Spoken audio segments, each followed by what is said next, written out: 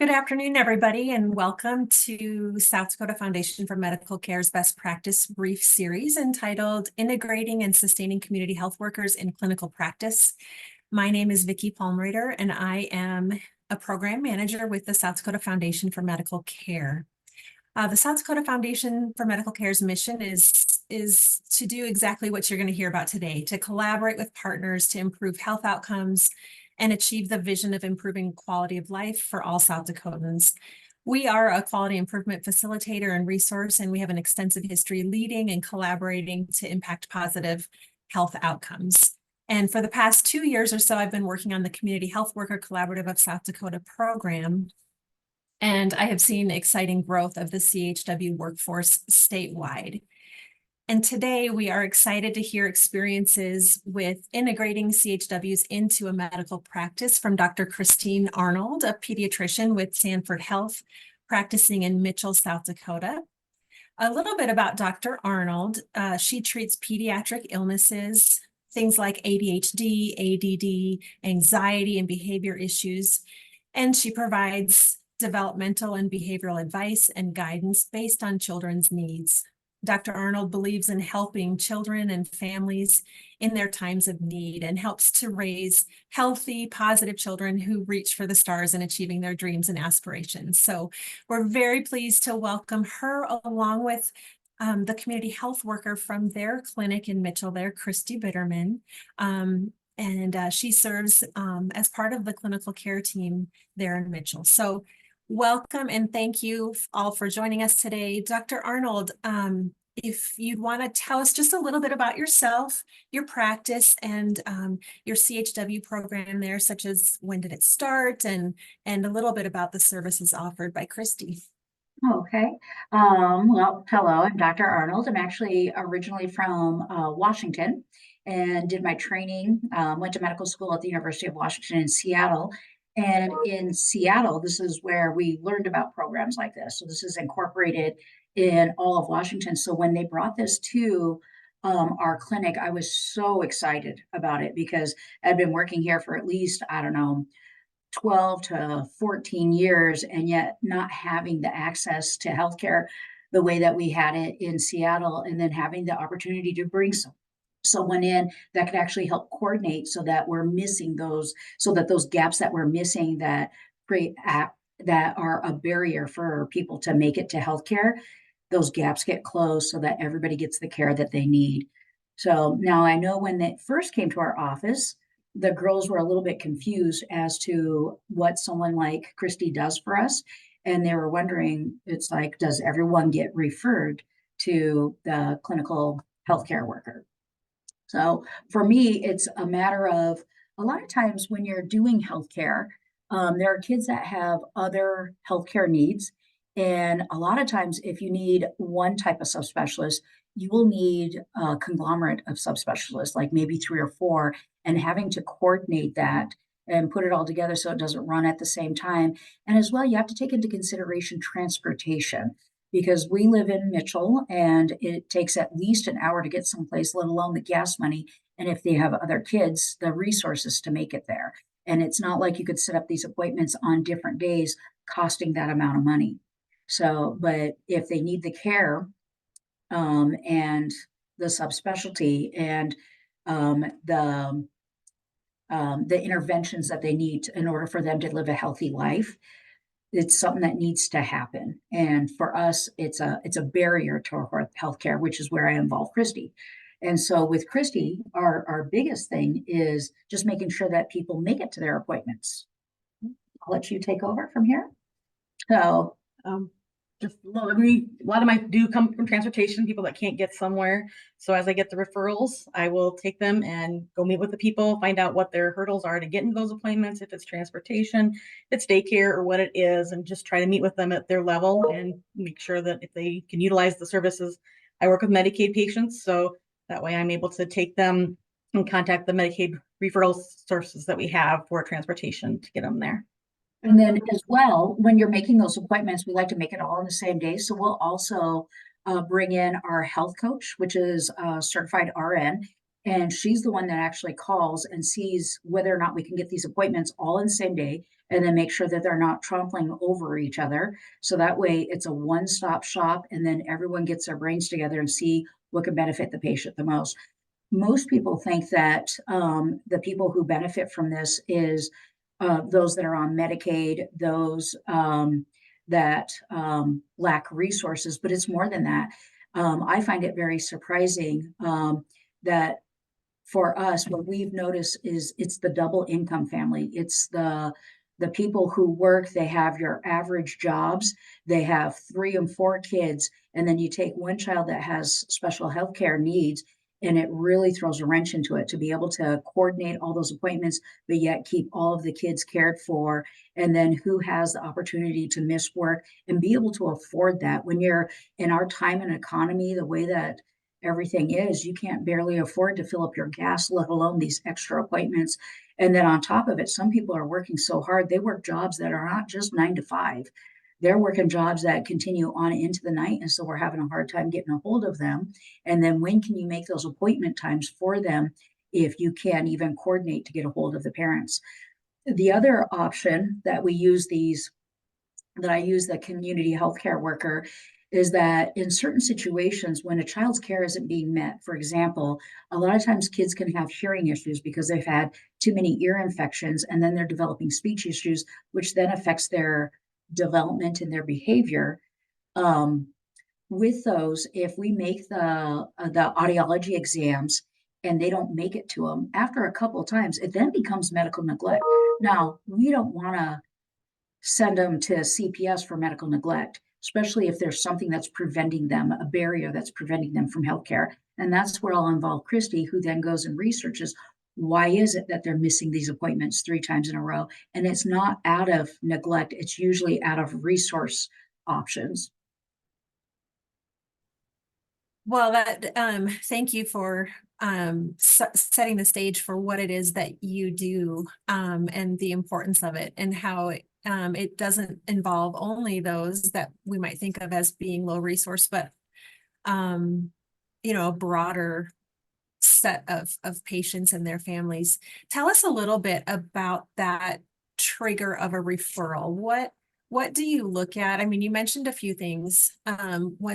When the referral happens, you place the referral then in Epic, Christy gets the referral, and then tell us a little bit about that workflow and how you incorporate also any social determinants of health screening and when that happens. So one of the main things is if we know that we've referred a patient a few times and they're not making it to those subspecialty appointments, that for us is a referral. Another one would be if we know that we're looking at someone that may have a genetic abnormality and that they're going to need, several different subspecialty appointments, whether it's orthopedic, gait specialist, cardiologist, geneticist, and then possibly an endocrinologist. Imagine having to meet with all those different subspecialty appointments. Those are ones that we'd want to coordinate. The other ones are where it's a little more than your average ordinary, cough, colds, virus type things, and they're spilling out over time. And we've needed to make sure that they showed up for a repeat CBC or other labs where people get busy in their day-to-day life and they may have missed the appointment time or the lab draw time when they needed to come back. But of course, they're looking at their child and it's like, hey, we're healthy now. We're just going to go. We're not going to fix anything that's not broken.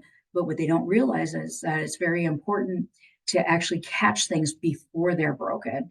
And so if someone's missed an appointment, Christy's one that'll notice it and then reach out to them and then make it as easy as possible for them to get to get whatever is needed. So if we need to make a lab draw time at a different time because everybody's working 9 to 5, then we'll arrange for it to happen at the hospital where it can happen into all hours of the night.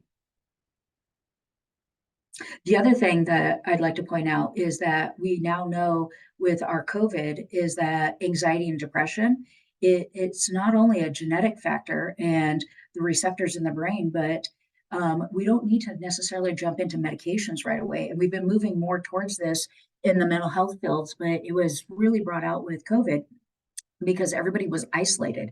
And then we found out that, hey, the PE, the recesses, all those type of things, the exercise, the social interactions is what helps us become happy, healthy, increase those endorphins. And so those type of things, insurances don't pay for. They don't pay for, exercise equipment or being able to go out and be able to go swimming. Or one child, for example, they had a propensity to fall whenever it became snow time. Well, in winter months here in South Dakota, it can start as early as October, November, and it can last into April. And if there's no way of accessing the outdoors, of course they're going to become depressed. And so then it becomes, I pull Christy in for something like that, because now we're looking outside the box.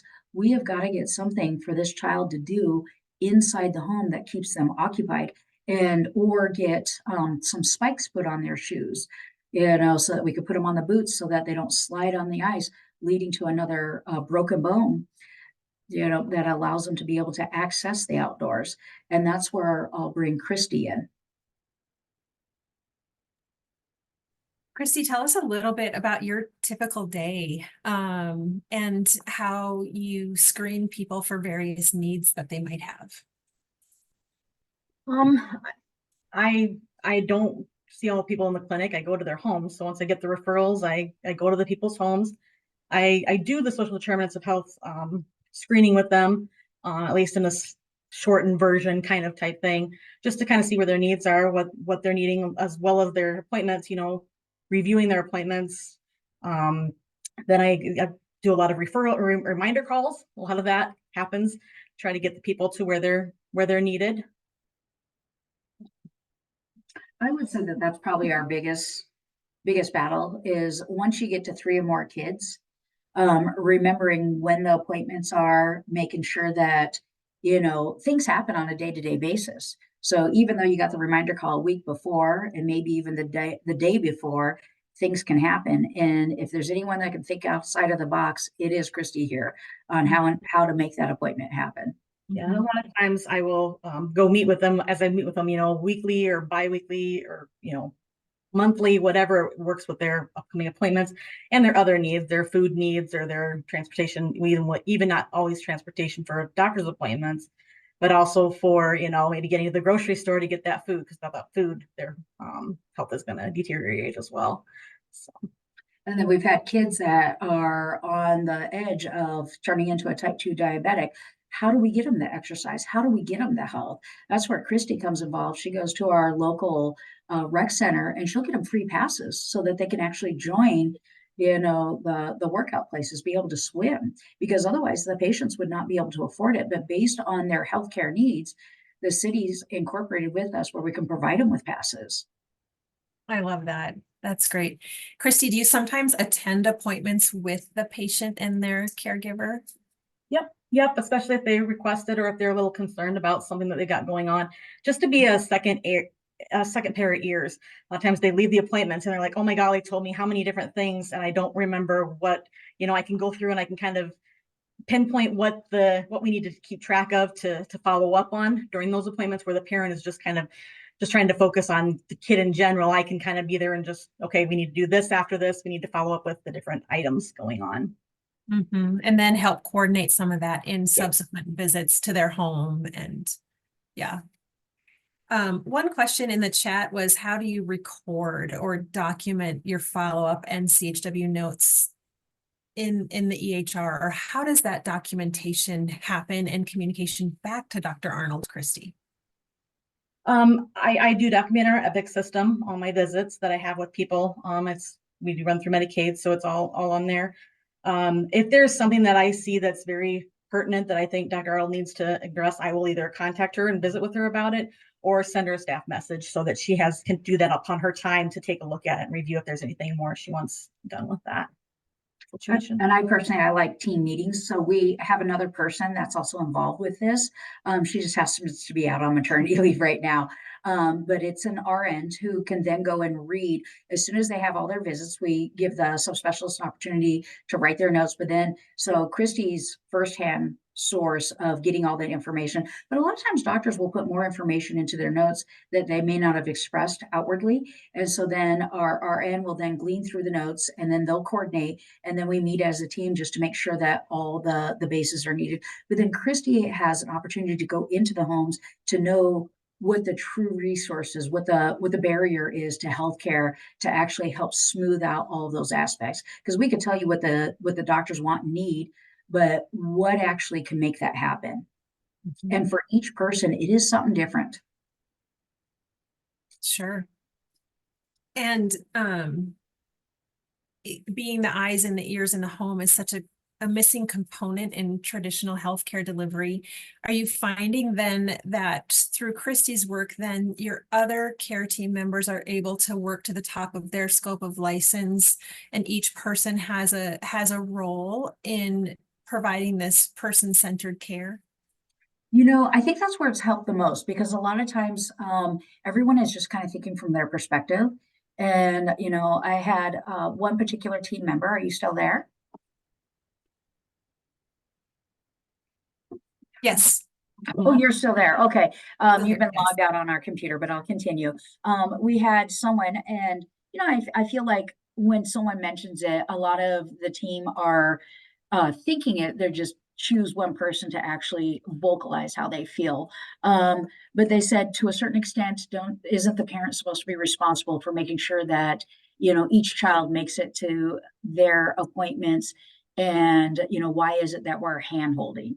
We've got so much that needs to be done. Shouldn't we focus on those that are coming to us to receive the help, and then they're seek out the help? And we're there for them, right? But there are some that have the opportunity, or they have the wherewithal, because everybody's limit is different, whether or not one throws you over or six throws you over, as to what you can juggle and keep together. Right. And so to individualize it for the person and not decide. And so to me, that's very important, because when it comes to the nurses, they're just trying to survive on a day-to-day basis, making sure that we're not missing scripts that need to be called and other healthcare devices, let alone trying to keep up with chronic patients and whether or not they're making it to their appointments. And so sometimes, like before Christy came, we would see a patient, and then sometimes it'd be 3 years later, and they will not have come in. And then we're all of a sudden see them for behavioral issues, and they can't talk. We don't know if they can hear. They have behavioral problems, but you're going to have behavioral problems if you can't communicate. And so they get lost in the cracks. And that's where I'm saying to you that it is not just the Medicaid patient. It happens to everyone. If you don't have children that you can compare against, when does it become apparent that a child can talk? Because everybody makes excuses. Oh, they're a boy. And if it's a girl, oh, their other siblings talk for them. Everybody makes excuses. And then it comes to the point of when you notice that everyone's child is talking, and then is it too late? Because with COVID, that happened a fair amount, because everyone was trying to avoid coming into the clinic because they wanted to make sure that they didn't get sick while they were here. And so they only came when things were urgent. And so we missed all of those healthcare appointments. And then you saw that our depression, anxiety needs came up, but then you also saw that our autism rose. And for me, it's like, wow, were we doctors really making a benefit to the patient by noticing small signs early on and telling a parent how to interact with them to keep them progressing? And so kids that would have ended up autistic weren't autistic. And then right now it shows that if you're going to teach a child to talk, you have to catch them between 2 and 4 years of age to actually slow down how much information they're taking in, because they are system overload when they have autism and they do not know how to filter. Yeah, that brings up my next point perfectly, and that's that CHWs like Christy are very uniquely positioned to improve that access to primary care, right? And utilizing preventative services like you've just described, some of those interventions that can happen early to help prevent things like the development of chronic conditions moving forward in their life. So just wanted to share with the audience here that national studies have found that CHWs are able to increase access to preventative services like increasing cancer screenings, improving access to primary care, and then improving rates of follow-up for care coordination of conditions like pediatric asthma and hypertension. There are studies showing improvements in all of these areas due to a CHW intervening. And then additionally, research shows that CHWs are also able to improve patients' experience of care. So one study found that CHW interventions improved patient-reported quality of hospital discharge communication. So they're getting better communication at the time of discharge. And then another study found that a CHW intervention improved patient-reported quality of primary care. So all around, a CHW is such an important component in these areas. Any successes that you've seen among patients who've worked with a CHW? Do you think it has improved their experience of care? I know you've given some already, but any other examples of folks that Christy has worked with where it's improved their experience of healthcare that you can think of? I think it's a lot, but I think the parent that was the most appreciative and you wouldn't really think of it because it brings us back to a period of time right after you give birth. And yet if you have a child that never sleeps because they have chronic reflux and you've done those smaller, more frequent feeds, but then that makes you up every 2 hours as it is because you're doing smaller, more frequent feeds. And then no one wants to put cereals in the bottle anymore. And the positioning is supposed to be back to sleep to decrease the risk of SIDS. There's only so long a parent can go, especially if you have two of them, before you end up having a mental breakdown because of lack of sleep. And especially if you don't have the resources, if you're living someplace without extended family that can come in and allow you 6 hours here and there. And so this is something that healthcare would not pay for, but there's a special glider out there that puts a baby at about a 30 degree angle, but yet allows them to sleep on their back and cradles them so they're not falling from side to side at risk of rolling over and able to keep him asleep. And this child was sleeping 6 to 8 hours once it was introduced, but the family couldn't afford the $150 to $175 for this particular glider. And this is where Christy came in and just thought outside of the box to provide this. And I'll let her carry on from here.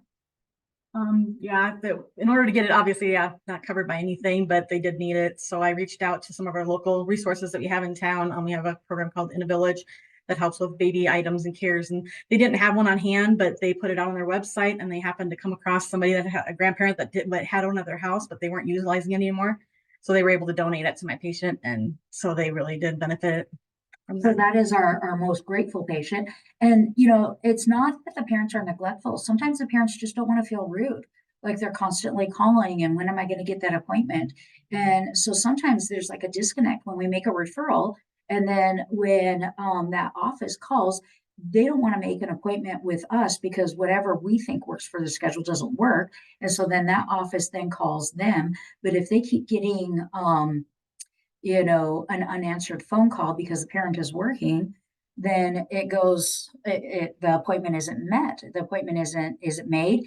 And then the parent just thinks, okay, did they forget? When do I call? When do I reach out? And that's where Christy comes in because she's given, I'll hand her a patient and I'll say, hey, I want the hearing test within a month. If it doesn't happen, let me know. And then we look into it to see what happened.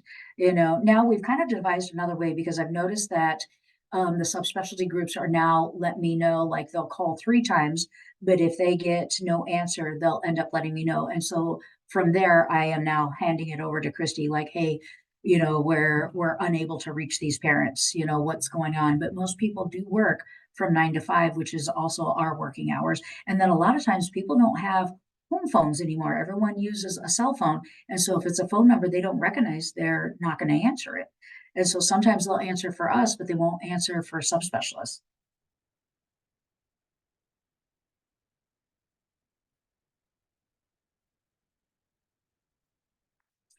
Sorry, we're not able to hear you, but I do see that you're talking. Thank you. Yes, thank you for sharing that. we're running short on time here. We have about 6 minutes till the end of our time here. Wanted to just talk a little bit about cost before getting to a question that's in the chat. So evidence shows nationally that CHW programs can be a cost-effective and a valuable addition to the healthcare team. A couple studies here. One found that intervention related to chronic disease generated an ROI of $2.47 for every dollar spent on intervention. Another was more targeted towards the patient's use of primary care versus inpatient and urgent care. And then a third that had a good ROI was targeted at super utilizer patients and trying to reduce visits in acute admissions and readmissions and urgent care again. So have you experienced anything like this, whether anecdotally or if you have any numbers to share? If not, do you have a feeling that your cost of care is being impacted by the work that Christy's doing?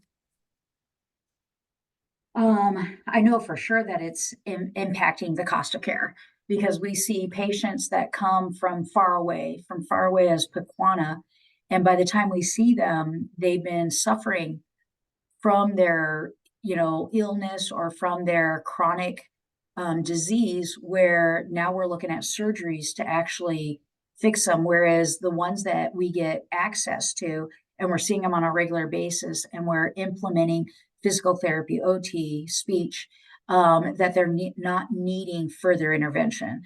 For example, there was, well, I got to be a little bit more broad because I don't want to violate HIPAA, but we've had some kids that have had contractures in their legs and where they can't even walk. They might not be able to put their feet down. And then all of a sudden they get atrophy of their muscles. And then it gets worse and worse. Well, now that's going to be someone that's going to affect our healthcare system on a chronic basis because they're going to get, increased obesity. They're going to end up having high blood pressure, heart attack, stroke, type 2 diabetes. Everything's it's going to be basically a domino effect. And on top of it, they can't even work once it's impacted their daily living. So now they're not even contributing into society. And I can't imagine how that feels to not be able to walk and be able to contribute to society, be able to earn an income so that you can buy things that you need, let alone, potentially want. And so then you're going to have depression on top of it. When we see these kids early on with the help of subspecialty and the Gate Clinic and orthopedics, we can actually prevent them from needing further surgery, doing the stretching exercises, and then they're walking, they're contributing, they're an active member of society. They're, they don't have the depression that they have by the time they see me because they're unable to walk, and it's Christy that makes that happen because especially when they're coming from far away to make sure that it wasn't a no. We have to exercise. We got to get our weight down. And once we get our weight down, we exercise, we get those muscles in good tone so that we can do the tendon releases to actually get them to be able to move the feet into position where you can walk. And even still, then you're going to need to see the gait specialist. And then you have to have, occupational and physical therapy. And then on top of it, we're reaching out to the school. So our school locally, it's, some of the patients, they don't want to do PE because of what it's doing to their joints, because of their weight or whatever disabilities that they have. But from my perspective, it's like, no, if anyone needs it, it's those patients. Mm-hmm. And so normally you just do a year's worth of PE in high school here, but I've made it where, hey, you know what? We're going to have you do PE every day, but we're going to go to the orthopedic doctor and we're going to go to the physical therapist and the occupational therapist, and we're going to have them directly communicate with our PE teacher, and that it's going to be incorporated into their daily lives at school. And we're having a profound impact. I love that. That's true partnership with the community and not separating healthcare from where these patients live and work and attend school. And Christy, you're such a big part of that glue that makes sure that that communication is happening. So how do you, Christy, practice self-care? How do you prevent burnout? Because it's not a small. I just see a lot of patients I've been in this field of work for quite some time, so I'm kind of used to it. But, you know, the one thing I found too by being in the clinic actually has helped me, you know, just having other people to visit with and just to know I'm not alone in all of this that I'm doing. As situations have arose, I've had other people to, you know, I could talk to Dr. Arnold about situations that have come up and, you know, kind of relay that, help me feel through some of those tougher situations. As well as my coworkers, the other community health workers, just sometimes just us, just being able to know that we're not in and out alone, that we all have these similar situations of patients that have really, really large needs that we can't always fulfill. We do our best, but we can't always fulfill them. So just knowing that we're not in it alone and being able to spend some time, or just, you know, even just visiting about just our day in general, not necessarily, you know, specifics, but just our day in general of, you know, this is how it's going. It's not out here alone. And Right, right. just an idea, before this happened, I would assign it to my nurses. And then we got Christy and we got our health coach, and it just took a huge load off. And we weren't even double checking to make sure that they made it to their appointments. It's just scheduling it, you know, and then those appointments wouldn't be coordinated. We just did not have the time in the day. But then when someone had to be off for a little while, and we had a chronic patient and it could not wait for the healthcare worker to come back to schedule and do that, I assigned it to one of my nurses. And at the end of the day, she was like, oh my goodness, that one patient took all day long. So that gives you an idea of what Christy goes through. And I'm probably giving her at least 3 or 4 per day on top of what she's got of a patient load that she watches and takes care of on a daily basis, you know. But there are some that once we get them all set up, once they've been to all their subspecialists, they can actually go back down to normal well child exams. Their parents understand the diagnosis, they understand everything that's going on. And now that we've got them through the chronic part and made it where it's not going to impact the rest of their lives in a negative way, the parents can take over because it's like a normal well visit like any other kid. And let me tell you, sometimes it's hard to make it to those. Mhm. Well, good. I'm glad that, Christy, you have the support and that you're an integrated part of the care team, and filling such a gap before, and really allowing the nurses to coordinate, you know, specialist visits and other things that are within their scope of work. So really kind of expanding the opportunities that you're able to provide to your patients. So thank you both for participating in today's best practice brief. And thank you for all that you do for your patients there in Mitchell. We sure appreciated hearing your stories, and look forward to continuing to engage you and hear more in the future. So great work there. And thanks again. And this concludes our session today. We will send out a recording of the session to participants today, so watch for that. And thank you again so much, Dr. Arnold and Christy. Well, thank you. And we can't live without her. So you guys take care. All right. Thank you. Have a great day, everyone.